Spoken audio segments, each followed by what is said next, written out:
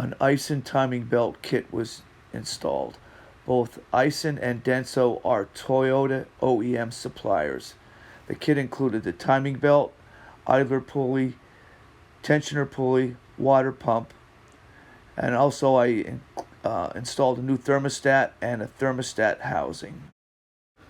The crankshaft oil seal and the camshaft oil seals were also inspected, and no leaks were found.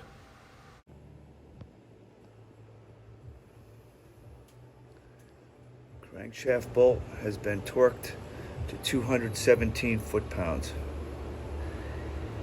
If you were observant, you may have noticed the radiator was removed.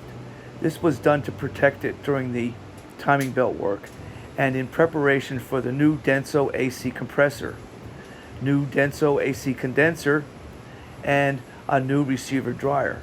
You always replace the receiver dryer when doing AC work, that is opening it up to air, and replacing the condenser is a best practice.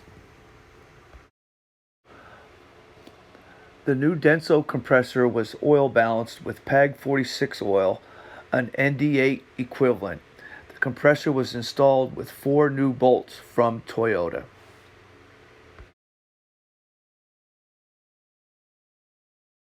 A new Denso condenser was installed. A new receiver dryer was installed.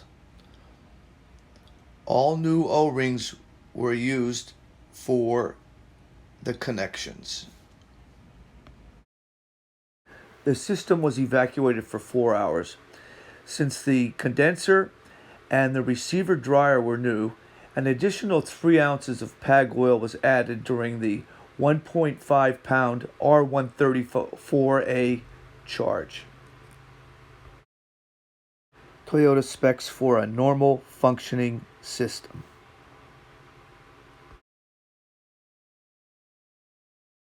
A good set of gauges and connectors are critical to working on a AC system.